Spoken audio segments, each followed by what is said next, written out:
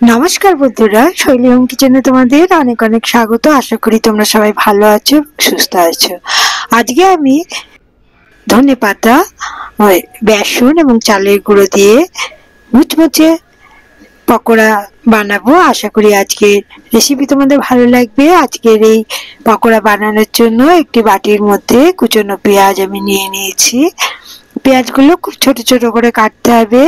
এর মধ্যে দিয়ে দিলাম কুচনো ধনেপাতা। ধনেপাতাগুলো খুব ভালো করে ধুয়ে তারপরে কুচি করে কেটে নিতে হবে। আর এর মধ্যে দিয়ে দিয়েছি দুটি কুচনো কাঁচা লঙ্কা।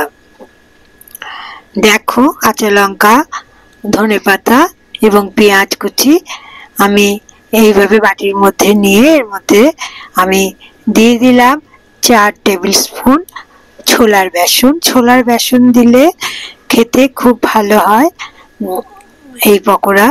এর মধ্যে দিয়ে দিলাম 2 টেবিল স্পুন চালের গুঁড়ো।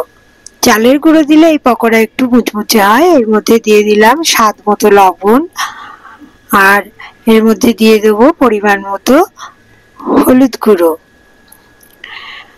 আর একটু স্বাদ বাড়ানোর জন্য এর মধ্যে দিয়ে দেবো 1 চামচ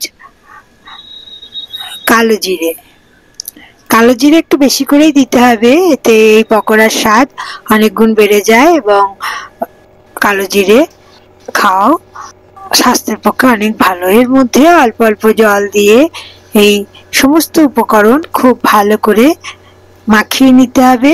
এমন করে মাখাতে হবে যাতে ব্যাটারটা খুব পাতলাও না হয়ে যায়, আবার আঠা আঠাও না হয়। ঠিক এইভাবে এই সমস্ত উপকরণ আমি যেভাবে মাখাচ্ছি সেইভাবে মাখিয়ে নিতে হবে। এখন একটি কড়াই গরম করে এর মধ্যে তেল দিয়ে দিলাম। তেলের পরিমাণ একটু বেশি দিতে হবে।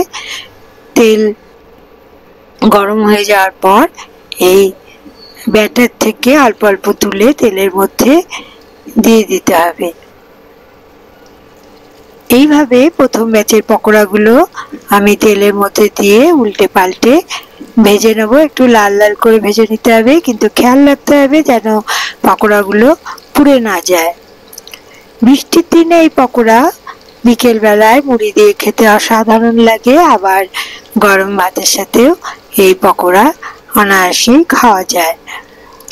আবার চায়ের সাথেও এই পকোড়া খেতে খুবই ভালো লাগে। বাচ্চারা যখন ধনেপাতা খেতে চায় না তখন এই পকোড়া আপনি ভেজে দিতে পারেন। এইভাবে কালো জিরে ধনেপাতা দিয়ে পকোড়া ভেজে খেলে এই বর্ষার দিনে ঠান্ডা চট করে লাগবে না।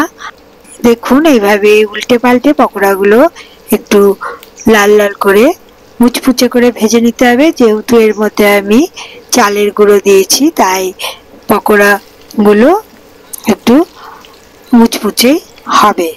এইভাবে সমস্ত ব্যাটার তেলের মধ্যে দিয়ে এইভাবে ভেজে তুলে নিতে হবে। দেখুন, এক পিঠ ভেজে নেওয়ার পর আমি আবার উল্টে দিলাম। উল্টে দিয়ে অন্য পিঠ ভেজে নিয়ে এগুলি আমি এক পাশে সরিয়ে রেখে আবার এর মধ্যে ব্যাটার দিয়ে দিলাম এবং প্রথম ব্যাচের পকোড়াগুলো আমি তুলে অন্য পাত্রে নিয়ে নেব। দেখো, এইভাবে আমি সমস্ত পকোড়াগুলো ভেজে নিলাম। তোমরাও এইভাবে বাড়িতে এই ধনেপাতার পকোড়া বানিয়ে খেতে পারো। আশা করি তোমাদেরও ভালো লাগবে। দেখো, পকোড়াগুলো আমি তুলে নিলাম। আজকের রেসিপি এই পর্যন্তই। আজকের রেসিপি যদি তোমাদের ভালো লাগে লাইক, শেয়ার ও কমেন্ট করবে এবং শৈলী হোম কিচেন কুকিং চ্যানেলটি বেল আইকন সমেত সাবস্ক্রাইব করার অনুরোধ রইল। সবাই ভালো থাকবে, সুস্থ থাকবে। সবাইকে অনেক অনেক ধন্যবাদ।